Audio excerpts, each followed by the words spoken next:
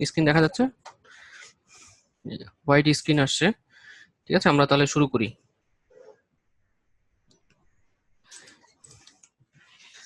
Last ক্লাসে আমরা যেটা দেখেছিলাম এমএস অফিস সম্পর্কে কিছু কথা বলেছিলাম, সেগুলো থেকে আবার শুরু করবো আজকে। আবার সামান্য কিছু সেল রেফারেন্স নিয়ে কাজ করব আজকে। তেমন বেশি কিছু দেখবো না, ঠিক আছে।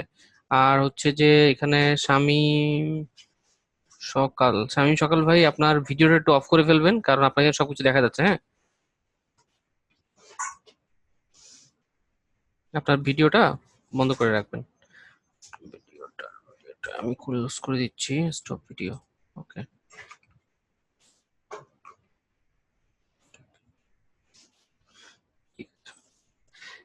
এমএস অফিসে যেটা আমি গত ক্লাসে বলেছিলাম, সেটা হচ্ছে এমএস অফিস হচ্ছে collection of desktop application.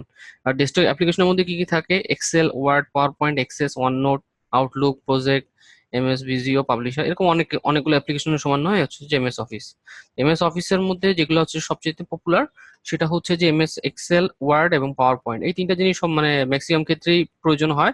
MS এক্সেসটাও লাগে, এক্সেসটা খুব কম ক্ষেত্রেই লাগে, যখন আপনি লার্জ ডাটা নিয়ে কাজ করবেন তখন এমএস এক্সেস। ঠিক আছে, তো আমি এখানে এমএস এক্সেস এর পরিবর্তে এমএস ওয়ার্ডটা ইউজ করেছি। লাস্ট ক্লাসে দেখেছিলাম যে এমএস এক্সেস। ঠিক আছে, আমি জাস্ট তিনটা নিয়ে এখন কথা বলছি। সেটা হচ্ছে এমএস এক্সেলটা লাগে হচ্ছে যে ডাটা অ্যানালাইসিস এর ক্ষেত্রে, আর ওয়ার্ড প্রসেসিং মানে আপনি কোনো সিভি বা রিজুমি কোনো কিছু তৈরি করবেন, মানে ওয়ার্ড রিলেটেড কোনো কাজ থাকে সেটা আপনি হচ্ছে যে এমএস ওয়ার্ডে করবেন। আর পাওয়ার পয়েন্ট হচ্ছে যে ডাটা প্রেজেন্টেশন। তা মেইন যেটা আপনার মানে প্রয়োজন সেটা হচ্ছে যে এমএস এক্সেল এবং পাওয়ার পয়েন্টটা জানা। যেহেতু আমাদের কোর্স হচ্ছে যে এমএস এক্সেল নিয়ে, আর এক্সেল এ হচ্ছে যে কি কিসের জন্য? ডেটা অ্যানালাইসিস করার জন্য। ওকে, সো ডেটা অ্যানালাইসিস যেহেতু আমি এমএস এক্সেল এ করব, তা এমএস এক্সেল ডেটা অ্যানালাইসিস করার পরে সেটা আমি রিপ্রেজেন্ট করবো কিসে? পাওয়ার পয়েন্টে। পাওয়ার পয়েন্টে আমার কেন করতে হবে? কারণ হচ্ছে যে আপনার কোম্পানির সকল ডাটা তো একসাথে দেখানো সম্ভব না, সেই জন্য ছোট আকারে একটা গ্রাফ তৈরি করব। গ্রাফের মধ্যে সেই ডাটাটা মান্থ ওয়াইজ বা ডেইলি বেসিসে আমরা রিপ্রেজেন্ট করব গ্রাফের থ্রুতে, যার ফলে আপনি খুব সহজেই আরেকজনকে, যে আপনার উপরের লেভেলে মানে আছে, যা যিনি বস বা ম্যানেজার, তাকে যখন রিপ্রেজেন্ট করবেন যে আপনার কোম্পানির কোনো ইনফরমেশন, সেটা আপনি ছোট একটা গ্রাফের থ্রুতেই তাকে আপনি রিপ্রেজেন্ট করবেন। ওকে, কথা কি বোঝা গেল? ও,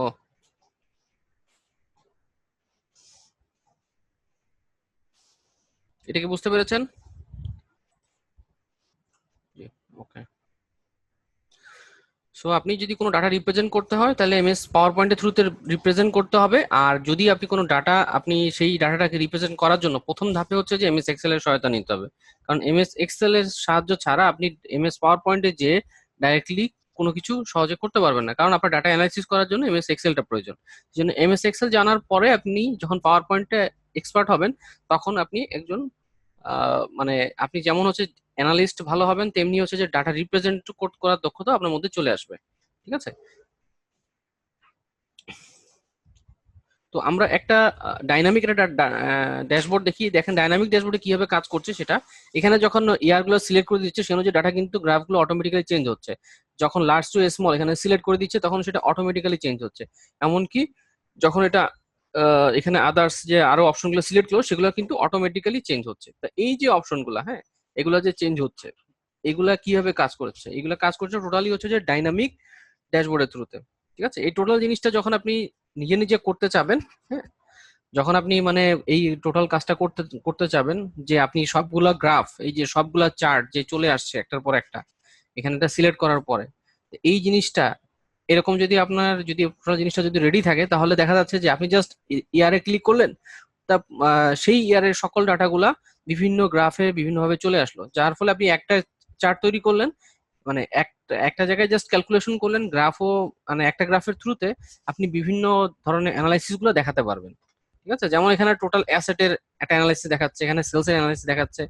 এখানে আবার হচ্ছে যে ক্লিক করলে সেই যখন ক্লিক করছে তখন সেই অনুযায়ী সেই ইয়ার ওয়াইজ একটা ডেটা অ্যানালাইসিস এর যেটা গ্রাফ দেখতে পাচ্ছেন। মানে এই জিনিসটা ডাইনামিক করার ফলে যেটা হচ্ছে যে আপনাকে 10-12টা মানে 2018 সালের জন্য আবার অ্যানালাইসিস করে বের করতে হচ্ছে না, আবার 2012 সালের জন্য আবার আপনাকে ডাটা নিয়ে অ্যানালাইসিস করতে হচ্ছে। মানে আপনি জাস্ট ডাটাগুলো একটা জায়গায় রাখলেন, আর একটা জায়গায় ফরম্যাট করে রাখলেন, যে ওই ডাটাগুলো নিয়ে সে এইভাবে সে গ্রাফ তৈরি করবে, জাস্ট আপনি সিলেক্ট করে দিবেন।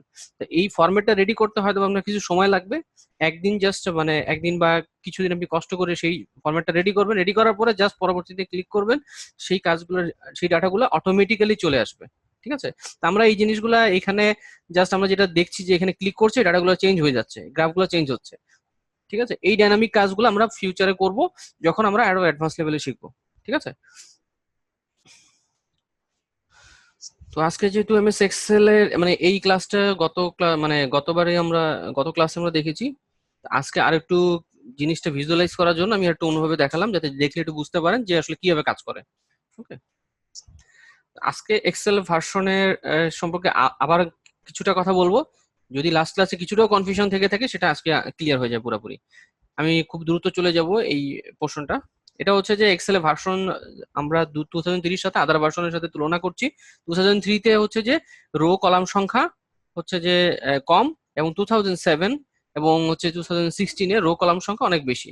এখানে নাম্বার দেওয়া আছে 10 লাখের উপরে আপনার হচ্ছে যে রো আছে, এবং কলাম আছে 16,000, হচ্ছে যে 16,000 সামথিং আছে 2007 to 2016, যেটা হচ্ছে 2003-তে অনেক কম। তারপরে নেস্টিং ফাংশন লাস্ট ক্লাসে আমি বলেছিলাম যে আমি পরবর্তীতে দেখাবো, তো আমি আজকে ক্লাসে আমি সেটা আপনাদের ভিজুয়াল রিপ্রেজেন্টেশনের জন্য আরো ভালো করে দেখানোর চেষ্টা করছি। এই ধরনের একটা বক্স, এই বক্সের মধ্যে যদি আবার সেম টাইপের একটা বক্স আবার দিলেন, আবার আরেকটা দিলেন, ঠিক আছে, তো ওই একই জিনিস যখন বারবার একটার মধ্যে আরেকটা দিলেন, একটার মধ্যে আরেকটা দিলেন, তো ওইটাই হচ্ছে যে নেস্টিং টাইপের আর কি জিনিস। ঠিক আছে, তো নেক্সটিং হচ্ছে যে 2003-তে 60টা করা যায়, আর 2007 to 2016 আপ টু 64টা পর্যন্ত করা যায়। ওকে, লাস্ট ডাটা অবশ্যই সাপোর্ট করে 2007 to 2016, কিন্তু 2003-তে সাপোর্ট করে না। সেজন্য আপনার যদি ডেটা যদি আপনার 3 বা 4 লাখ হয়, সেটা 2003-তে আপনি যদি সেভ করেন সেই ডাটাটা 2003 এক্সেল ফাইলের মধ্যে বা এক্সেল শিটের মধ্যে সেভ করেন, তখন কিন্তু শুধুমাত্র যতটা রো এবং যতটা কলাম আছে, হ্যাঁ, সেই রো এবং কলামের উপর বেস করে সেই ডাটা সেভ হবে। কিন্তু সেই কলামে বেশি সংখ্যক যদি লেফট থেকে রাইট সাইডে ডাটা থাকে বা উপর থেকে নিচে, এখানে এখানে টোটাল রো আছে কতটা 65,536টা রো। তার মানে হচ্ছে যে 65,536টা রো মানে কি, 65,536টা রো মানে 65,536টা হচ্ছে যে লেখার জন্য লাইন দেওয়া আছে, আর এখানে দেওয়া আছে 10 লাখ। তার মানে 65,000 লাইনের বেশি আপনি লিখতে পারবেন না। সেজন্য আপনি 1 লাখ ডাটা যদি 65,000 লাইনের মধ্যে সেভ করতে চান, তাহলে সেটা সেভ হবে না, তখন সেই ডাটাগুলো রিমুভ করে দিবে, শুধুমাত্র 65,536টাই রাখবে। ঠিক আছে, সেই জন্য হচ্ছে যে লাস্ট ডাটা সাপোর্ট করে কোনটা, লাস্ট ডাটা সাপোর্ট করে 2007 to 2016।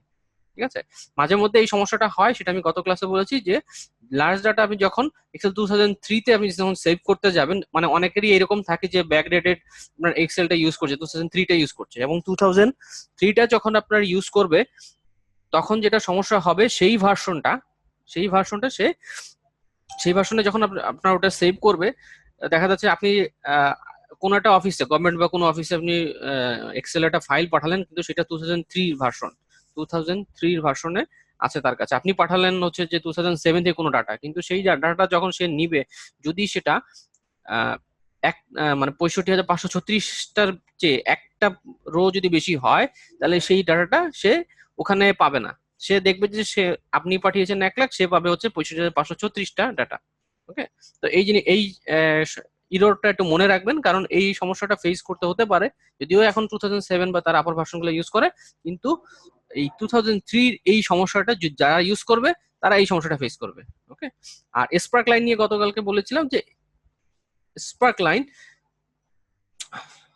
স্পার্ক লাইন হচ্ছে যে ঠিক এরকম একটা জিনিস, যে আপনার এখানে এই যে দেখেন একটা লেফট সাইডে একটা ডাটা আছে এক্সেল সেলের মধ্যে, লেফট সাইডে ডাটা, আর উপর হচ্ছে ফিজিক্স কেমিস্ট্রি ম্যাথ, এগুলোর হচ্ছে মার্কস গুলো দেওয়া আছে। তা এই মার্কস গুলো আপনি যদি একটা গ্রাফ, ডাইরেক্ট একটা গ্রাফ আপনি না তৈরি করে শুধুমাত্র ওই সেলের মধ্যেই জাস্ট আপনি বোঝার সুবিধার্থে সেলের মধ্যেই আপনি একটু গ্রাফ আকারে দেখতে যাচ্ছেন, মানে নর্মালি আপনি যখন একটা সংখ্যা দেখবেন, সংখ্যা দেখলে কিন্তু বোঝা যায় না যে আসলে কোনটা ছোট বড়, মানে খুব ভালোভাবে খেয়াল করলে আপনি দেখতে পাচ্ছেন যে এটা ছোট, এটা 20, এটা বড়, 0 ছোট, -30 ছোট ছোট, মানে এই সংখ্যাগুলো দেখে বুঝতে পারছেন। কিন্তু আপনি যখন একটা ভিজুয়াল কোনো কিছু দেখবেন, মানে জাস্ট ট্রেনটা দেখতে যাচ্ছেন যে আসলে কম বেশি কিরকম ছিল, যে আহ, নীল নেইল নেইল যে পরীক্ষা দিয়েছে তার হচ্ছে যে তার মার্কের মানে ইয়েটা কিরকম, ট্রেনটা কিরকম, সে কিরকম মার্ক পেয়েছে, সেটা যদি ভিজুয়াল এটা দেখতে চান, যে ভিজুয়ালি দেখে অনেক কিছু কিন্তু বোঝা যায়। ঠিক আছে, কারণ আপনি যখন একটা বড় কোম্পানিতে যখন জব করবেন, তখন কিন্তু আপনার ওই মার্কের দিকে কেউ দেখে না, তারা দেখে শুধুমাত্র গ্রাফের দিকে, যে গ্রাফটা আসলে কিভাবে যাচ্ছে ওইটা দেখি তারা অনুমান করতে পারে যে আমার স্কোরটা ভালো না খারাপ। ঠিক এরকম একটা গ্রাফ আপনি জাস্ট চার্ট তৈরি না করে ওই সেলের মধ্যেই একটা লাইন আকারে তৈরি করে দিলেই তারা বুঝতে পারবে। মানে এটা হচ্ছে যে আপনার বোঝার সুবিধার্থে মাঝে মধ্যে আমাদের এইভাবে করতে হয়, সেটা আমরা দেখবো ক্লাসে যখন আমরা বুঝতে পারবো। তারপর হচ্ছে ইনসার্ট স্লাইসার। স্লাইসার এর যে অপশনটা, এটা হচ্ছে 2007 কিছু ভার্সনে আছে, বা 2007 পরবর্তী সকল ভার্সনেই স্লাইসার অপশনটা আছে। স্লাইসার অপশনটা হচ্ছে যে আপনি যখন পিভট টেবিল করবেন বা হচ্ছে যখন ফিল্টারের অপশনটা যখন আপনি অ্যাক্টিভেট করবেন, তখন এই স্লাইসারের অপশনটা দিবে। হ্যাঁ, স্লাইসারের অপশনের থ্রুতে আপনি কি করতে পারবেন, যে আপনি ফিল্টারিং অপশনটা একটু ডাইনামিক্যালি করতে পারবেন, একটা সুন্দর বাটনের থ্রুতে আপনি সেই ফিল্টারিং গুলো করতে পারবেন। তার স্লাইসারে আরো কিছু সুবিধা আছে, তো সেগুলো আমরা যখন ক্লাস হবে তখন আমরা দেখবো। ঠিক আছে, স্লাইসারটা দেখতে ঠিক এই যে এরকম, এই যে এখানে যে এই যে লেফট সাইডে যেটা দেখা যাচ্ছে এটার মতন। এতদূর পর্যন্ত ক্লিয়ার? এটা লাস্ট ক্লাসে দেখিয়েছিলাম, কোনো সমস্যা থাকলে বলতে পারেন। এখন ক্লিয়ার হলে ক্লিয়ার লিখবেন একটু।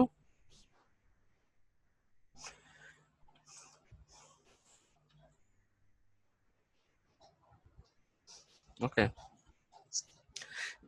আর এক্সেলে শুধুমাত্র এই জিনিসটা একটু খেয়াল রাখবেন, সবসময় মাথায় রাখবেন যে রো এবং কলামের সংখ্যাটা, এই জিনিসটা মাথায় রাখতে হবে। হ্যাঁ, কারণ হচ্ছে যে এই জিনিসটা যত সময় আপনি মানে এই জিনিসটা যদি ভুলে যান তাহলে সমস্যা হবে কি, আপনি যখন কোনো ধরনের ইরর থাকবে তখন আপনি ধরতে একটু কষ্ট হবে যে আসলে কোথায় সমস্যা। মানে এই জিনিসটা মাথায় রেখে কাজ করতে হবে। যদি আপনার ডাটা থাকে মনে করেন 20 লাখ, আপনি যদি 10 লাখ ডাটা 2007 2016 আপার ভার্সনে এর চেয়ে বেশি রেঞ্জ দিয়েছে কিনা জানি না, 2016 পর্যন্ত এরকম আছে 10 লাখ পর্যন্ত। যদি আপনার ডাটা হচ্ছে যে 10 লাখ 10,50,000 হয়, তাহলে কিন্তু ডাটা এখানে মিস মিস হওয়ার সম্ভাবনা আছে। তো এই জিনিসগুলো আপনার খেয়াল রাখতে হবে যে রো কতটা কলাম কতটা। ঠিক আছে, এই জন্য আসলে এই জিনিসটা ইম্পর্টেন্ট। তারপরে আমরা দেখি এক্সেল ফাইল সম্পর্কে একটু জেনে নেই। এক্সেল ফাইলে আমি দ্রুত চলে যাচ্ছি বলে, এটা হচ্ছে যে ট্যাব, এই উপরে যেখানে হোম ইনসার্ট এগুলো যে লেখা আছে এগুলো ট্যাব। এই ট্যাবের মধ্যে গ্রুপ আকারে থাকে, এই ট্যাবের মধ্যে হচ্ছে গ্রুপ আকারে থাকে কি রিবন।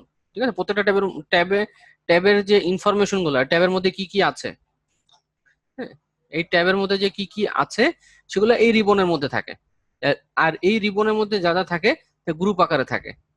গ্রুপ আকারে বলতে ফন্টের মধ্যে এই যে এখানে এই BIU বা তারপরে এই যে একটা নাম দেখতে পাচ্ছি ফন্টের নাম, তারপরে 11, এগুলো হচ্ছে এক একটা বাটন। তো এই ফন্ট হচ্ছে একটা গ্রুপের নাম, এই গ্রুপের মধ্যে ওই গ্রুপ নেমের উপরে বেস করে আর কিছু বাটন দেওয়া আছে, সেই ওই গ্রুপ রিলেটেড কাজগুলো সে করবে। যেমন অ্যালাইনমেন্টের মধ্যে সে অ্যালাইনমেন্ট রিলেটেড কিছু বাটন দেওয়া আছে, সেগুলো কাজ করবে। আমরা যখন করব তখন এই জিনিসটা দেখবো। জাস্ট মনে রাখেন ট্যাবের নিচে যে অংশটা যার মধ্যে যে কিছু বাটন দেওয়া আছে বা গ্রুপ আকারে কিছু বাটন রাখা আছে, সেগুলো হচ্ছে যে সেই প্লেসটাকে বলা হচ্ছে রিবন। ওকে, তারপরে হচ্ছে যে ফর্মুলা বার। ফর্মুলা বার হচ্ছে যে এই জায়গায় আমরা যখন এক্সেল সেলের মধ্যে কোনো কিছু লিখবো সেটা এই ফর্মুলা বারে এটা শো করবে। ওকে, আর এই এক্সেল সেলের মধ্যে যখন লিখছি এটা হচ্ছে ফর্মুলা, এই এফএক্স এর পরে এটা সব জায়গায় 2003 থেকে 2007 বা পরবর্তী ভার্সন গুলোতে এই জিনিসগুলা আপনারা দেখতে পাবেন। তারপরে হচ্ছে যে এই এই যে ABCD এগুলো লেখা, এগুলো হচ্ছে যে কি কলামের নাম। ঠিক আছে, কলামের নাম সবসময় উপরে থাকে, আর রো নাম্বার বা রো ইন্ডেক্স বলা হয় এটাকে, এগুলো সবসময় লেফট সাইডে থাকে, এগুলো নাম্বার আকারে থাকে। তো এই জিনিসটা খেয়াল রাখবেন। ঠিক আছে, আর এইখানে যেটা আছে এটা হচ্ছে যে নেম বক্স। এখানে যেটা আছে নেম বক্স, নেম বক্সে হচ্ছে যে আমরা জানি যে কোনো সেলের অ্যাড্রেস থাকে, বা এটাকে বলা হয় সেল অ্যাড্রেস।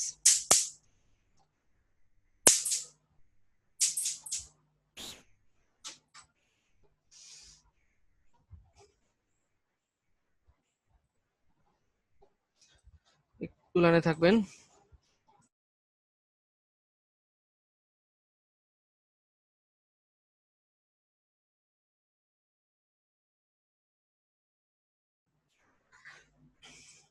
আর এখানে যে আম- আহ, এখানে যে আমরা দেখতে পাচ্ছি যে এটা গ্রিন আকারে একটা সেল সিলেক্টেড হয়ে আছে।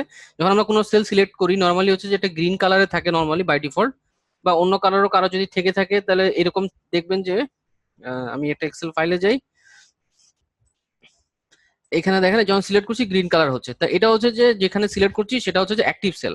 তো এই যে অ্যাক্টিভ সেল, যেটা অ্যাক্টিভ সেলের অ্যাড্রেসটা শো করে এই যে এখানে, আর এখানে মাউস নিয়ে গেলে এখানে দেখাবে যে এই জায়গাটার নাম হচ্ছে যে নেম বক্স। ওকে, তো এখানে দেখেন যখন আমরা মাউস দিয়ে এখানে এখানে একটা আছে ইমেজ, এখানে যখন মাউস দিয়ে আমরা যখন ক্লিক করব তখন দেখেন ক্লিক করলে এই জায়গায় অ্যাড্রেস গুলো চেঞ্জ হচ্ছে। এই যে A4 হচ্ছে, তারপর C5 হচ্ছে। তো এগুলা কিসের উপরে বেস করে হচ্ছে? এগুলা হচ্ছে যে এই যে কলাম এবং রো এর উপরে বেস করে এই অ্যাড্রেস গুলা চেঞ্জ হচ্ছে। ঠিক আছে, তো এখানে হচ্ছে যে দেখাচ্ছে কি H9। তো H9টা কিভাবে দেখাচ্ছে? এই যে লেফট সাইডে H9টা দেখাচ্ছে এখানে। এখানে হচ্ছে যে এই যে উপরে H আর এই 9, এই দুটো ইন্টারসেকশন পয়েন্ট কোনটা? ইন্টারসেকশন পয়েন্ট হচ্ছে এই যে এটা, মানে এই জায়গাটা, এটাকে বলা হচ্ছে অ্যাক্টিভ সেল। কারণ মাউস দিয়ে আমি এটা সিলেক্ট করেছি সেই জন্য এটা এই নেম বক্সের মধ্যে দেখাচ্ছে। আর নিচে ওয়ার্কশিট, এটা গতকালকে বলেছি। আর এগুলো এই যে গ্রে আকারে যে বক্স গুলো, এগুলো হচ্ছে সেলস। আর এই টোটাল জিনিসটাকে, টোটাল এক্সেল ফাইলটাকে বলা হচ্ছে ওয়ার্কবুক।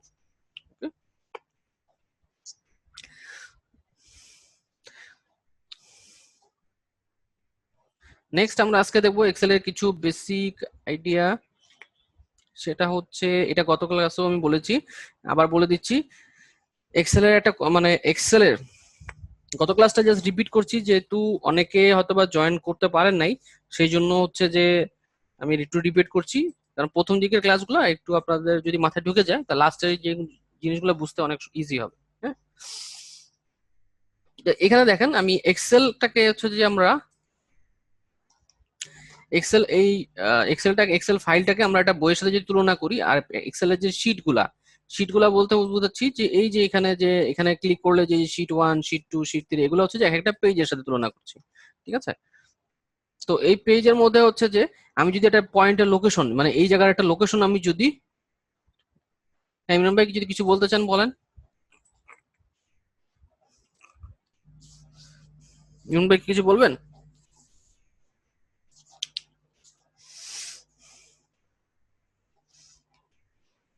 হ্যালো।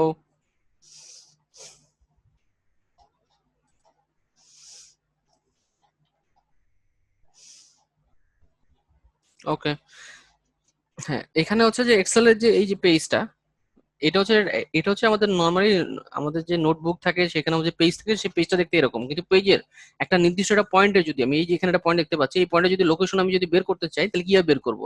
এর জন্য অবশ্যই কোনো রেফারেন্স লাগবে। রেফারেন্স বলতে কোনো কিছুর মাধ্যমে আমার এই জায়গার লোকেশনটা বের করতে হবে। এই জন্য কোনো কিছুকে ধরতে হবে যে ওই জায়গাটা সমান এত, এই জায়গাটা এত এত, এটা ধরতে হবে। মানে এটা কিভাবে ধরে দেখেন, এটা হচ্ছে দেখেন এখানে উপরে হচ্ছে ABCDEFG, মানে এইভাবে একটা অ্যালফাবেটিক লেটার দেওয়া আছে। আর এখানে আমি যেটা নাম্বার দিয়েছি 1 2 3 14, ঠিক আছে, 14 পর্যন্ত নাম্বার। এখন আমি যদি এই পয়েন্টের লোকেশন এখন বের করতে চাই, খুব ইজিলি বের করতে পারবো। কি হবে? আমার লেফট সাইড থেকে কত নাম্বার পর্যন্ত, মানে কত অ্যালফাবেটিক লেটার পর্যন্ত এই বিন্দুটা আছে সেটা, তারপরে হচ্ছে উপর থেকে কত নাম্বার পর্যন্ত এটা আছে। ঠিক আছে, এটা নর্মালি হবে কত, এখানে এখানে হচ্ছে যে নাম্বারিংটা একটু 19 20, মানে একটু, মানে ওই রো বরাবর নাই। তা ধরে নিলাম এটা হচ্ছে যে 9 বরাবর আছে। হ্যাঁ, এই 9 বরাবর আছে, তাহলে হচ্ছে এটা হচ্ছে যে 9, এটা হচ্ছে পি, তার মানে হচ্ছে P9। ওকে, এই হচ্ছে যে পি, আর এখান থেকে যদি নিচে নামি P9। তা এক্সেলটা ঠিক এইভাবেই কাজ করে, কারণ এক্সেল ওই নির্দিষ্ট পজিশনের লোকেশনটা জানা দরকার। তখন সে কাজ করে কি, উপরে হচ্ছে যে কলাম আর নিচে হচ্ছে যে রো নাম্বার। এই যে লেফট সাইডে যেগুলো থাকে রো নাম্বার, এটা উপরে বেস করে এক্সেলটা কাজ করে। ঠিক দেখেন এই যে এক্সেল ফাইলে উপরে দেখেন অ্যালফাবেটিক লেটার দেওয়া আছে ABCDE, এগুলো হচ্ছে অ্যালফাবেটিক লেটার, এগুলোকে বলা হচ্ছে column number, sorry column name বলা হয়। আর লেফট সাইডে যেটা আছে এটা হচ্ছে যে কি, কলাম নাম্বার। রো এবং কলাম নাম্বার উপরে ইন্টারসেকশন যে পয়েন্ট, সেই পয়েন্টটা হচ্ছে আমরা যখন মাউস দিয়ে কোনো জায়গায় সিলেক্ট করি তখন সে কাজ করে কি হবে, রো এবং কলামটাকে সে সিলেক্ট করে তার যে ইন্টারসেকশন পয়েন্টটা, সেটাই হচ্ছে সেল অ্যাড্রেস। এবং অ্যাড্রেসটা কেন লাগবে? কারণ হচ্ছে আমরা কোনো কারো বাসায় যদি আমরা আপনাকে যেতে বলি, আপনাকে যদি অ্যাড্রেস না দিই তাহলে সেখানে আপনি যেতে পারবেন না। সেই জন্য এক্সেলে ওই জায়গার লোকেশনটা জানার জন্য অবশ্যই আপনাকে ওই সেলের অ্যাড্রেসটা জানা প্রয়োজন। ঠিক আছে, এ পর্যন্ত ক্লিয়ার তো সবার?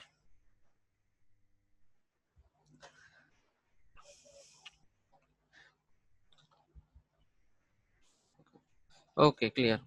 ঠিক আছে, এই জিনিসটা ভালো মতন ক্লিয়ার হইতে হবে। যদি এই জিনিসটা ক্লিয়ার না হয়, বাকি আপনার যতই ভিলুকাপ যাই করেন না কেন, ওগুলা আপনি ভুলে যাবেন কদিন পরে। ঠিক আছে, আর হচ্ছে যে এখানে জুমের থ্রুতে যে আপনারা লগ ইন করেছেন, আপনাকে 2 মিনিট পরে সেশনটা আউট হয়ে যাবে। সেশন আউট হয়ে গেলে তখন আপনি আবার একটু লগ ইন করবেন, কারণ এটা হচ্ছে 30 মিনিট পরে সেশন আউট হয়ে যায়। হ্যাঁ, তখন আপনাকে আবার লগ ইন করতে হয়। 30 কি বা 40 মিনিট এরকম একটা কিছু টাইম আছে। এটা কি জানা আছে?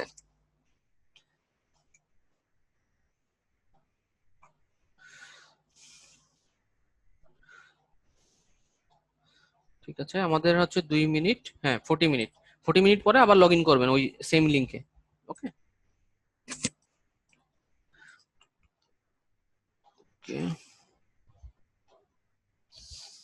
সো আমাদের কোন জিনিসটা খেয়াল রাখতে হবে এখানে, এই এই জিনিসটা খেয়াল রাখতে হবে যে এক্সেলে এটা হচ্ছে যে ই, এই যে উপরের দিকে যে অ্যালফাবেটিক লেটার আছে এগুলো হচ্ছে যে কলামের নেম, আর লেফট সাইডে থাকে নাম্বার, মানে উপরে থাকে টেক্সট, টেক্সট মানে হচ্ছে যে সেগুলো কলাম নেম, আর এটা হচ্ছে যে নাম্বার।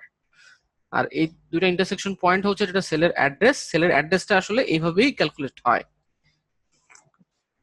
নেক্সট আমরা যেটা দেখবো এক্সেল এর সেল রেফারেন্স। সেল রেফারেন্সটা কি জিনিস, সেটা আসলে কেন ইম্পর্টেন্ট সেটা কি বলে নি। সেল রেফারেন্সটা কি? সেল রেফারেন্স হচ্ছে যে আপনি যে এই যে বললাম যে আপনার কোনো জায়গায় যেতে গেলে তার সেলের অ্যাড্রেসটা আপনার জানার দরকার, তা আপনি সেখানে গেলেন। মাঝে মধ্যে এরকম হয় না যে কেউ কাউকে রেফার করে দেয় যে আমার থ্রুতে সে গেছে, তাকে একটু এক্সট্রা প্রায়োরিটি দেন। মানে রেফার মানে হচ্ছে যে আরেকজনকে, সে ওইখানে না যেয়ে আরেকজনকে রেফার করে দেওয়া, এটা কি বলা হচ্ছে যে সেল রেফারেন্সিং। তার এই রেফারেন্সটা বিভিন্ন ভাবে হয়। যেমন হচ্ছে যে আমি এখানে লিখলাম 5, এখন আমি এই যে এই জায়গায় যে এটা কত, যে এটা হচ্ছে যে J6, এই যে এখানে দেখাচ্ছে এই সেলের অ্যাড্রেস। এখন আমি এই যে এই জায়গায় এই 5টা আমি শো করব, আমি 5 এখানে লিখবো না, কিন্তু আরেকটা সেলের মধ্যে যে 5টা আছে সেই 5টা আমি এখানে নিয়ে আসবো। জাস্ট এখানে ইকুয়াল টু সাইন দিতে হবে, ইকুয়াল টু দিয়ে তারপরে ওই সেলের মধ্যে আমি সিলেক্ট করে দেবো। দিলে সে এখানে ইকুয়াল টু F8, F8 কোনটা, এই যে এটা এই সেলের অ্যাড্রেসের নাম F8, এই হচ্ছে F আর এই হচ্ছে 8। ঠিক আছে, F8 ইকুয়াল টু F8 মানে সে বুঝতে পারছে যে এই সেলটা, এই সেলের অ্যাড্রেসটা এখানে নিয়ে আসছে, কিন্তু অ্যাকচুয়ালি এই ভ্যালুটা এখানে আছে। সো সো এই সেল রেফার করছে কাকে, এই সেলকে, এই সেলের ভ্যালুকে। ওকে, এই জিনিসটা ক্লিয়ার? একটু পরে সেশন আউট হয়ে যাবে, 1 মিনিট আছে আর। সেল রেফারেন্সের এটা ক্লিয়ার? এটা হচ্ছে ছোট একটা সংক্ষিপ্ত বিবরণী আসলে সেল রেফারেন্সটা কি।